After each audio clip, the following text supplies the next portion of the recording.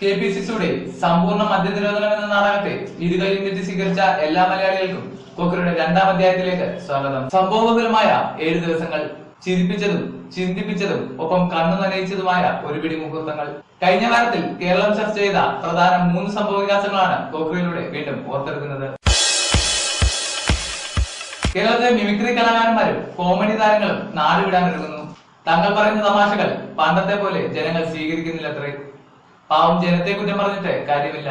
നിങ്ങൾ പറയുന്നതിലും 10 മടങ്ങ് തമാശകളാണ് കേരള രാഷ്ട്രീയത്തിലെ ഭീഷ്മാചാര്യന്മാരും ദ്രോണാചാര്യന്മാരും കുറെ യൂദാസുകളും ചേർന്ന് പാവം ജനങ്ങളോട് പറയുന്നത്. അതിൽ ഏറ്റവും വലിയ തമാശയാണ് KPCC കഴിഞ്ഞ വാരത്തിൽ അവതരിപ്പിച്ച സമ്പൂർണ്ണ മദ്യനിരോധനം എന്ന നാടകം. മാണിച്ചായൻ ബാർ വ്യവസായികളുടെ കയ്യിൽ നിന്ന് പണം വാങ്ങിയെന്ന് മാണിച്ചായനും പണം കൊടുത്ത ബാർ വ്യവസായികൾക്കും സാക്ഷാൽ ഉമ്മൻചാണ്ടിക്ക് മാത്രമല്ല അറിയാവുന്നത്. ദിവസക്കൂലിയിൽ നിന്ന് മിച്ചം വെച്ച് ബിവറേജസിന് മുന്നിൽ ഒരിച്ചു മദ്യത്തിനായി ക്യൂ നിൽക്കുന്ന എല്ലാ മലയാളികൾക്കും അറിയാം. എന്നിട്ടും എന്ത് സംഭവിച്ചു? അടുത്ത ബഡ്ജറ്റിന്റെ ലേലം വിളികൾ, പാലായിലെ റബ്ബർ തോട്ടങ്ങളിൽ നടക്കണമെന്ന് കാത്തിരിക്കുന്ന പാവം മലയാളികൾ. ഇതാണ് സമ്പൂർണ്ണ മദ്യനിരോധനത്തിന്റെ ആകെത്തുക. കോക്കറി ഇനി പറയാൻ പോകുന്നത് ഒരു കഥയാണ്. 2 സഹോദരന്മാരുടെ കഥ. കുടുംബസ്വത്ത് വീതം വെച്ച് കിട്ടിയ 2 വീടുകളിലായി 2 സഹോദരന്മാർ താമസിച്ചിരുന്നു. ഒരാൾ തന്റെ കുടുംബത്തിലെ എല്ലാവരെയും സമൃദ്ധിയുടെയും സന്തോഷത്തിന്റെയും പാതയിലേക്ക് നയിച്ചു. എന്നാൽ മറ്റു സഹോദരനാവട്ടെ തന്റെ സഹോദരനെ എങ്ങനെയൊക്കെ തകർക്കാമെന്ന് ചിന്തിച്ചു. അവൻ അതിനൊരു ഉത്തരം കണ്ടെത്തി. ഉഗ്രവിഷമുള്ള പാമ്പുകളെ അവൻ വീട്ടിൽ വളർത്താൻ തുടങ്ങി. സമയം കിട്ടുമ്പോഴേക്ക് അവ ഓരോന്നിനെയായി സഹോദരന്റെ വീട്ടിലേക്ക് അയച്ചുകൊണ്ടിരുന്നു. ഈ പാമ്പുകൾ സഹോദരന്റെ വീട്ടിലെ ഓരോ അംഗങ്ങളെ കൊന്നുകൊണ്ടിരുന്നു.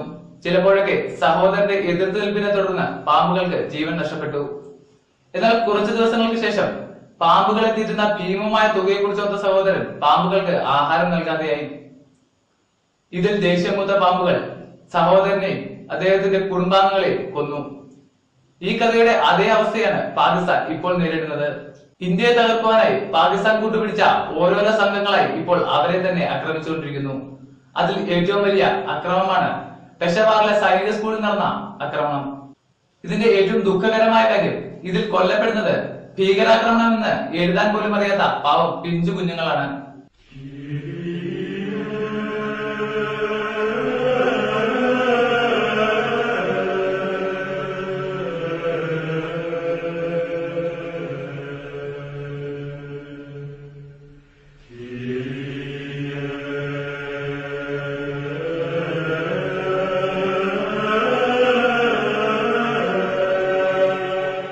കുട്ടികൾ അമേരിക്കയിലായാലും പാകിസ്ഥാനിലായാലും മരിക്കുന്നത് വേദനയുള്ള കാര്യമാണ്. എണ്ണമിട്ട് ആളെ കൊല്ലാൻ ഇറങ്ങുന്ന പാകിസ്ഥാൻ സൈനികരുടെ മുന്നിലെത്തുന്നത് ഭീകരരുടെ മക്കളാണെങ്കിൽ കൂടി അവർക്കും ജീവനുണ്ട്. ഇത്തരത്തിൽ ഒരാക്രമണവും ലോകത്ത് ഒരിടത്തും നടക്കരുത് എന്ന് പ്രാർത്ഥിക്കുന്നു. ഭീകരാക്രമണത്തിൽ കൊല്ലപ്പെട്ട പിഞ്ചു കുഞ്ഞുങ്ങളുടെ മാതാപിതാക്കളുടെ വേദനയിൽ കോക്കറിയിൽ പങ്കുചേരുന്നു.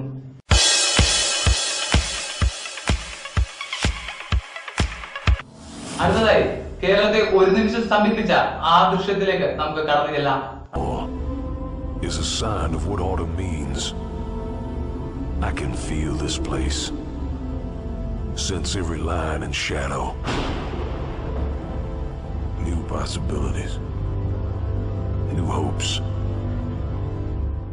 Sweetened by the memories of autumn's past.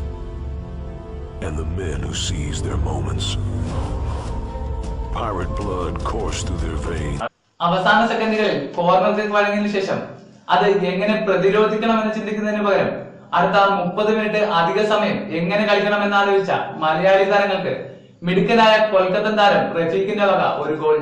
New possibilities. New hopes.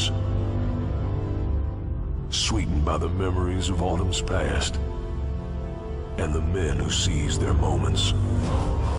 ഏഷ്യയിൽ ഏറ്റവും അധികം ആരാധകരുള്ള കേരള ബ്ലാസ്റ്റേഴ്സിന് കോക്കറിയുടെ ഒരു ചെറിയ ഉപദേശം. Think your present. ISLന്റെ 1ാം കിരീടം ലക്ഷ്യമാക്കി വന്ന ചെന്നൈയെ പോലും തോപ്പിച്ച് ഫൈനലിലെത്തിയ കേരള താരങ്ങൾക്ക് റഫീഖിന്റെ ഗോൾ തടുക്കാമായിരുന്നില്ലേ? ഈ ചോദ്യത്തിന് ഉത്തരമില്ല. കാരണം കളികൾ എപ്പോഴും അങ്ങനെയാണ്. ജയപരാജയങ്ങൾ മാറി മറിഞ്ഞു വന്നേക്കാം.